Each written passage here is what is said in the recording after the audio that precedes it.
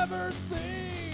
Yo, what's up everyone? Bill here, Classic Rock and Metal Review. Time for another episode of Love You Long Time, where I revisit an album from back in the day that I used to love, that I've just recently reacquired. So I haven't heard it in decades.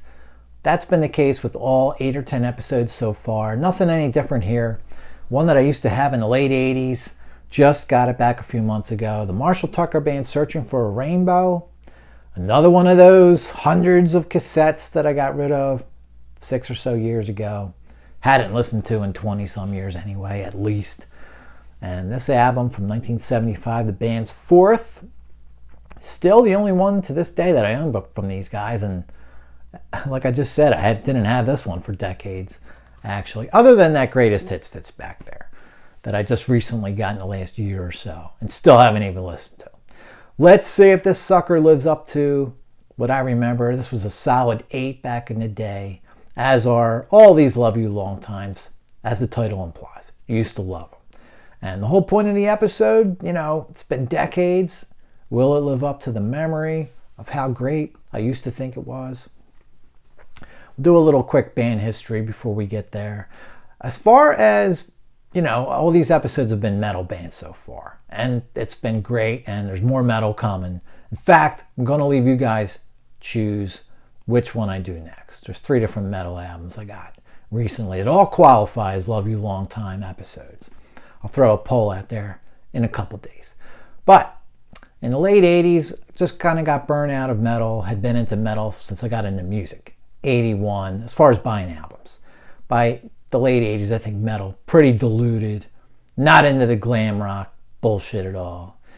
And, classic rock was coming back anyway, so it was kind of just a coincidence. I was getting into classic rock was making a comeback. 2 radio stations in Philadelphia turned to all classic rock around 86, 87, something like that. But I remember when I bought this thing, thinking, well, I don't know anything on it, but at the very worst case scenario, there's Can't You See? So it's funny now to think about that, because that's like the last song I want to hear from these guys at this point. And we'll see how that plays into reviewing this album. All right. Like I said, 8 out of 10 at least. I used to think it was an 8, maybe even an 8.5, but we'll make it a target of 8. All right. Band history. They formed in Spartanburg, South Carolina in 1972. Toy and Tommy Caldwell. Toy, the guitarist, vocalist, songwriter. Tommy on bass. Doug Grazier's vocalist, who's the only remaining member still with them today. George McCorkle is on guitar. Paul Riddle, drums. And Terry Eubanks plays flute. Debut album comes out in 73. And they're actually named after a blind guy who was a piano tuner. He actually just passed away this last January 2023. He was 99 years old. Searching for a Rainbow is the band's 4th album. Comes out in 1975. Goes to number 15 in the US. Number 21 on the country charts. And the Marshall Tucker Band, the one thing I'll tell you about listening to this album, I didn't really remember this much. A lot of their solos in the songs, pedal steel guitar solos, or piano solos, flute solos, much more often than guitar. Almost like a California, country rock sound, as much as Southern rock in a lot of ways. A lot of little touches of polka and things in there, more than I remembered. But they really did bring it live, though. When you hear them play live, they're a little more rocking, for sure. They're originally on Capricorn Records, along with the Allman Brothers. Eventually, when Capricorn dissolved, Warner Brothers Records, and then finally Ramblin' Records, last record label distributing their CDs. And this series here, the Marshall Tucker Band Remasters series. Searching for a Rainbow, August of 75. So, let's just start going down this album. And, by the way, I know, Southern Rock episode, and I don't have whiskey in the house, which I usually do anyway. So, bad timing with that. But we're just going to chill out with some Stella tonight, man. I love the IPAs, and, how juicy they can be and all that hoppiness. But sometimes you just need to just chill things out with a nice smooth Stella. These things never disappoint.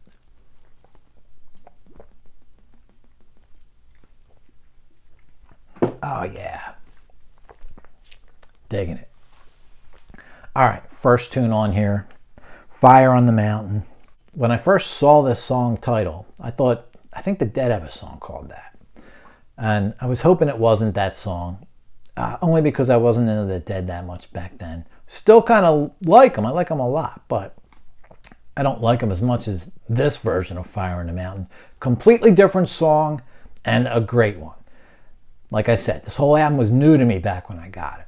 But this one, the first time, right away, really liked it. By the second time I listened to it, damn, this song's better than Can't You See? Best song on the album, actually, I think. Great melodies, great harmony. What doesn't this song have? The pedal steel on here is great. The acoustic sounds, everything's just placed perfectly in here. Excellent song. It actually was a single. It went to number 38 in the US on the rock charts. It also went to number 82 on the country charts. Guys, I got a story to tell you. You're probably going to think I'm bullshitting, and I don't care. I mean, think what you want. I actually got two stories to tell you. My buddy Rick moved out to Ohio, and we were living in Philly. And this is 89. I know by what I was driving. I was driving a 78 Chevy Nova. He was driving a 72 Mustang. We both drove out to Ohio. He was already living there. I think he came back to visit. So I decided to drive out there with him. Separate cars, like I said. And as we're driving out there, and I'm talking like open road doing 60 or 70 miles an hour. There's no one around. I cue up the Doobie Brothers Rocking Down the Highway for him. And Rick wasn't that into the Doobies. This was my way of trying to get him into them. And I'm just hanging out the window for him to come grab the Doobies, Best of the Doobies cassette. And I remember him just looking over because he has to reach over his passenger seat to reach out his window while we're doing 60 or 70. I just remember the look on his face like, are you friggin' crazy? But he did it. I saw his like trepidation in his face.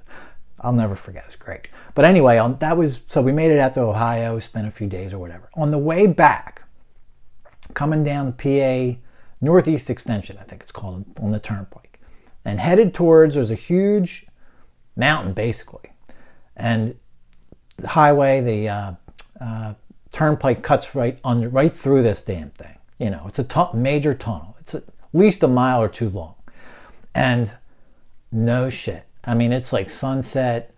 It's perfect time of day to see something like this. The whole friggin' hillside was on fire. I mean, brush fires, not like a volcano or something, you know, raging thing, but the whole side of the hill. It almost looked like, I still to this day don't even know what was going on. I mean, I'm assuming it was just a wild brush fire. But anyway, you know, just had smoked, and man, I remember just fumbling for my Marshall Tucker cassette, you know, and threw that bitch on. I only got it on a minute or two before I had to go into the tunnel. But, you know, it was just the coolest thing. One of the damn coolest things I ever saw. And like I said, I still to this day don't know what happened, whether it was a man-made thing. I mean, it just didn't make any sense. There was no way to fight this fire. This hill was way too steep and too big. Anyway, I would love to know what the hell was going on. But anyway, watching that fire on the mountain and getting a minute or two of fire on the mountain while I drove through it was one of those things where I wish everyone I knew could have seen what I was seeing. Great song, all right? Searching for a Rainbow, the title track. Awesome chorus. This is actually, when I think of this album, or had been thinking of this album every now and then for the last 20 or 30 years, this is the chorus to Searching for a Rainbow is what pops into my head. It's just amazing.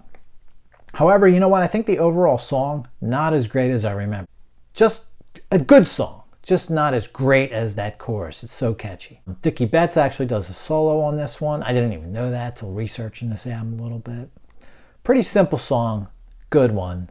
Maybe a little disappointing overall though. What is next? Walking and Talking. Kind of a funky New Orleans vibe going on to it. I give these guys credit for trying some kind of different sounds. You know, that is one thing about this album. Lots of different styles, you know. almost like an Old West, stand-up upright piano, saloon style kind of thing. But there's horns in there too, so it's got that, like I said, New Orleans jazzy feel. I give it points for being different, but it isn't a great song. It's just an okay, decent song. That's Walking and Talking. Virginia. This one, strong vocals, real yearning, pleading kind of vocals on here. Really sells it, It's almost like it has to be true, what he's saying in the lyrics, because it's just too good, sung too well not to be. At least that's how it makes me feel. I can't help but thinking that it could be better if it just had more going on for it musically. It's really just this great vocal melody. Overall, great strong singing, but it really could just use a little more oomph. But it's still a great song. I'm not going to say it's not really good. One of the best ones on here, I think. Now, Bob Away My Blues. I used to really love this song. I was really in this mode of just taking my guitar down to the river, having a couple beers at the time. And this was a perfect song to do it to. It's all just a song about walking your way to the creek or river to go fishing. Another song that just sort of eludes any kind of categorization, Real strolling rhythm. You get some sax in there. Really kind of like this song. It's not great, but it is a pretty good song again. So far, guys, I'm probably liking or loving like 3 of these songs, and 2 of them I would say decent or good. Next, Keeps Me From All Wrong. Now this one, lots of pedal steel going on, like I was saying. This sort of slower country rock kind of thing. This one's very like Poco sound, to give you an idea. Another one that's okay, not great. Bound and Determined. This one, I would say if there was one song on here where I had no idea what it sounded like from looking at the title, it was this one. And you know what? This is one of my favorite ones, for sure. Forgot about it completely. I really didn't even recognize it too much listening to it, honestly. Like kind of, sort of, but not really. A real sort of Allman's influence, but not in a guitar rock kind of way. Just in sort of what one of these things the Allmans would go off and do in the middle of one of their other songs. Not necessarily be an Allman song. Jazzy, energetic kind of rhythm, real moving thing. I could see more percussion being in here. There is some good percussion. Really cool horn hook at the end of each chorus. This is a great one. If something was going to keep this in the running to be an 8 out of 10, or more, it was because this song came along that I totally forgot about.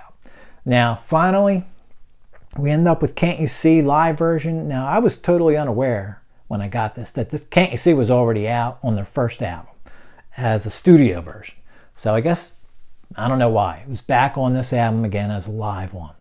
But you know what? I'm pretty sure that the version we used to hear all the time on the radio in Philly, mid-80s, mid to late 80s, when classic rock was huge again, was this live version, not the studio version. Although I can't really be 100% sure at this point.